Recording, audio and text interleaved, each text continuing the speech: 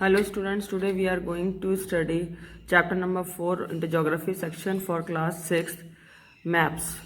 Let me study about the maps, what are the maps and what are the difference between the maps and globes in this field of study to the different criterias of the geographical areas or geographical representations. So we see that globe has a limitation as well, because a globe can be useful when we want to study the earth as a whole, but when we want to study only a part of the earth as about our country, state, districts, towns and villages, there is a usefulness of the map in this type of situation. बच्चों, हम यहाँ पे ये बताना चाहते हैं आपको कि ग्लोब और मैप में यहाँ पर ये डिफरेंस है कि ग्लोब जो है किसी भी पूरी अर्थ का आपको एक ऐसा आउटलुक देता है जिसमें आप ग्लोब के रूप में अर्थ को एक होल के रूप में स्टडी करते हैं कि पूरी अर्थ को, अगर अर्थ कैसी होती है, उसका शेप और साइज़ किस टाइप का होता है, उस पर कॉन्टिनेंट्स वगैरह हैं, आइलैंड है, ओशियंस हैं, माउंटेन, रिवर्स किस तरह सिचुएटेड होते हैं, तो उसका एक जनरल क्राइटेरिया आपको आइडिया लगाने के लिए, उसके बारे में इन्फॉर्मेशन पाने के लिए ग्लोब की ज़रूरत पड़ेगी। लेकिन अगर आपको पर्टिकुलर एरिया का रीजन जानना हो, लोकेशन जाननी हो, वहाँ का डिस्टेंस कैसा है, वहाँ पर टाउन्स, डिस्ट्रिक्ट, विलेजेस कहाँ कहाँ पर स्थित हैं, उसका कंट्री कैसी है, स्टेट कैसा है, तो उसकी पूरी जानकारी आपको मैप में ही मिलेगी। इसलिए मैप ज़्यादा यूज़फुल होते हैं। मैप होते क्या है? Map is a representation or a drawing on the earth surface or a part of its drawn on a flat surface according to a scale, but it is impossible to flatten on a round shape completely.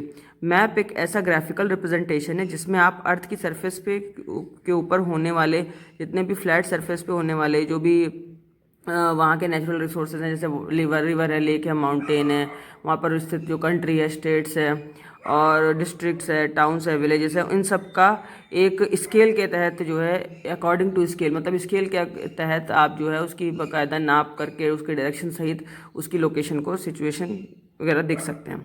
Map एक ऐसा area show करता है जिसमें कई सारे facts involve होते हैं, और आपने एटलस वगैरह की एक बुक देखी होगी जिसमें वेरियस साइज, शेप, मेजरमेंट्स वगैरह के साथ डिफरेंट स्केल्स में ये मैप वहाँ पर रहते हैं। Maps also provide the more information than a globe. इसलिए मैप जो होता है वो मेजरमेंट के साथ अपना सारा इन्फॉर्मेशन देता है, इसलिए मैप जो है वो ग्लोब से ज़्यादा यूज़फुल होता है। मैप्स कई टाइप के होते हैं। फिजिकल मैप में बच्चों ये देखते हैं हम लोग जिसमें natural features of the earth देखते हैं। अर्थ के नेचुरल फीचर्स यानी कि प्राकृतिक चीज़ें, जैसे प्लांट है, river, ocean, plains, mountains, plateaus, ऐसे मैप्स को बोलते हैं फिजिकल मैप और रिलीफ मैप्स। दूसरे होते हैं पॉलिटिकल मैप्स, ऐसे मैप जिसमें कोई country, state, town, cities, districts, villages वगैरह की लोकेशन दिखे, और इसको बोलेंगे पॉलिटिकल मैप्स। यानी कि ये जो है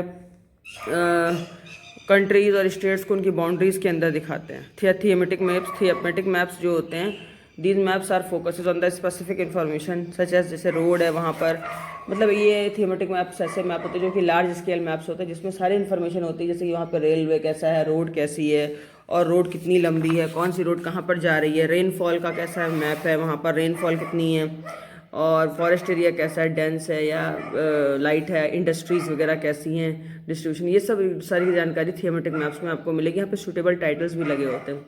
अब है मैप के कंपोनेंट। मैप के 3 कंपोनेंट्स होते हैं, डिस्टेंस होता है, स्केल होता है, डायरेक्शंस होती हैं और सिंबल्स होते हैं। डिस्टेंस क्या है? स्केल पहले तो हम देखेंगे कि what is the distance. Distance is maps are drawing which reduce the entire world or a part of it to fit on a sheet of paper. मतलब एक पेपर की शीट पर आपको डिफरेंट टाइप के जो सिचुएशंस हैं या different type के जो वहाँ पे नेचुरल वेजिटेशंस हैं और एरियाज़ हैं, उनको बाकायदा छोटे से प्लेन पेपर की शीट में कवर करके उसके डिस्टेंस को एक स्केल में कन्वर्ट करके वो डिस्टेंस आपको मैप में दिखाया जाता है।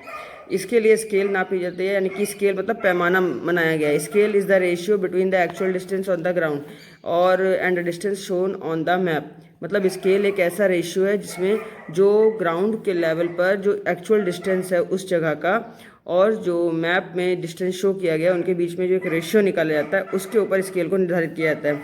जैसे मान लीजिए कि आपके घर से जो है स्कूल आपका 10 किलोमीटर दूर है, तो हम मैप पर उस 10 किलोमीटर के एरिया को 2 सेंटीमीटर की डिस्टेंस पे कवर करेंगे और मान लेंगे कि 2 सेंटीमीटर बराबर 10 किलोमीटर या 1 सेंटीमीटर का 5 किलोमीटर होगा। इस तरीके से आपका जो स्कूल है वो हमें 1 सेंटीमीटर से 2 सेंटीमीटर की दूरी पर बनाऊंगी कि ये जो आपका स्कूल है वो 10 किलोमीटर का एरिया यानी कि 2 सेंटीमीटर कवर करेगा। इस तरीके से मैप में हम लोग कई स्केल मानते हैं। अब इस स्केल के अकॉर्डिंगली 2 टाइप के मैप हैं, स्मॉल स्केल मैप और large scale map. Small scale map में हम लोग कंट्रीज़ और कॉन्टिनेंट्स वगैरह के लार्ज एरियाज़ को कंसीडर करते हैं पेपर पर, तो स्मॉल स्केल मैप कहलाता है। और जब स्मॉल स्केल एरिया में जैसे हम लोग विलेज है, टाउन है, ये भी ले लेते हैं, लेकिन मान लीजिए जब कोई दूरी हमें 5 सेंटीमीटर से ज़्यादा लेनी पड़े, जैसे 500 मीटर ग्राउंड पर लेनी पड़ती है और लार्जर एरिया में लेनी पड़ती है इन्फॉर्मेशन, तो उसको बोलते हैं लार्ज स्केल मैप। अब आती है डायरेक्शन की बात। डायरेक्शन में आपने देखा होगा कि मैप्स में कई जगह एन लिखा होता है, कहीं पर एस लगा होता है, कहीं पर NW होता है।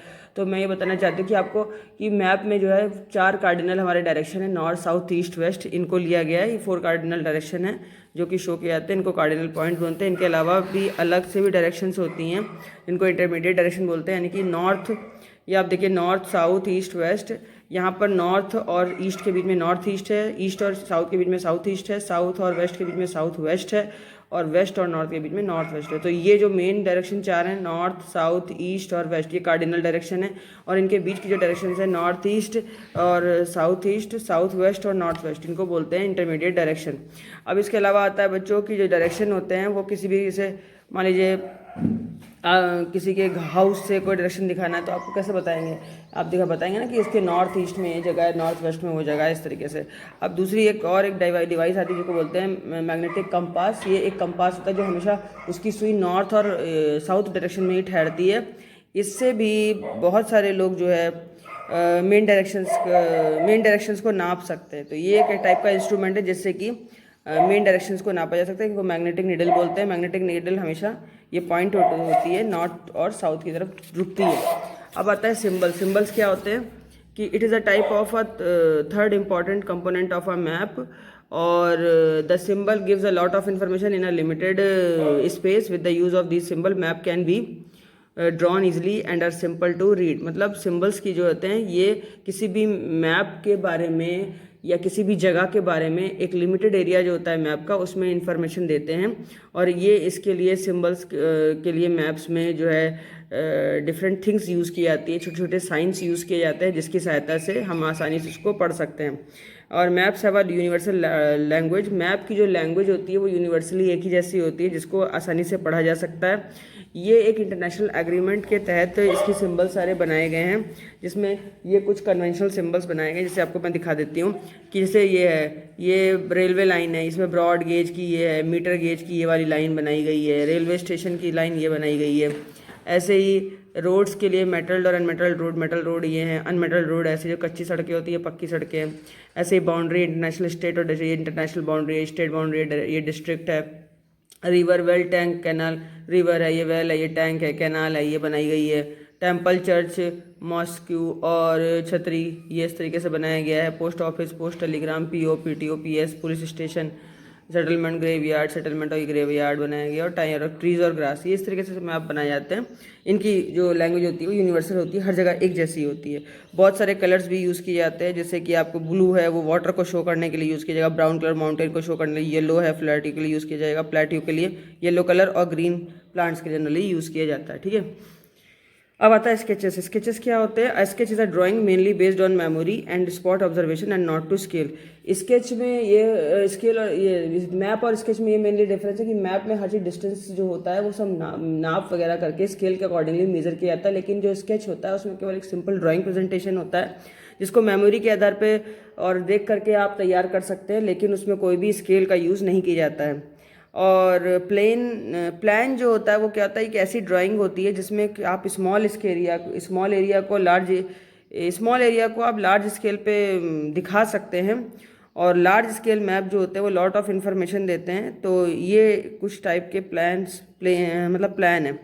प्लान में आप जनरली जो है लार्ज स्केल पर छोटे एरिया की ड्राइंग कर सकते हैं। और drawing drawn to scale called a plan. मतलब कहने का ये है कि अगर आप ड्राइंग कर रहे हैं किसी चीज़ की स्केल के अकॉर्डिंगली तो उसको बोलेंगे प्लान। और बच्चों अब इसमें आप ज़्यादा कंफ्यूज मत होइए, यहाँ पर सिर्फ इतना है कि जो प्लान और स्केच में मेन डिफरेंस अगर देखें तो प्लान जो है वो एक इन्फॉर्मेशन देता है लार्ज स्केल मैप्स के बारे में ज़्यादातर, जिसमें कि हम छोटे एरिया की ड्राइंग कर लेते हैं। और इसमें जैसे लेंथ है, ब्रेथ है, जैसे किसी रूम की लेंथ और ब्रेथ निकालनी हो, है ना, तो हम उसको मैप में नहीं दिखा सकते। तो हम उसके लिए क्या करेंगे, हम उसके लिए जो है उसकी ड्राइंग बनाएंगे एक पेपर के ऊपर, तो उसको प्लान बोलेंगे। अब बच्चों ये चैप्टर यहीं पर फिनिश होता है। Okay, then goodbye and take care and please like and share my videos mostly. Good.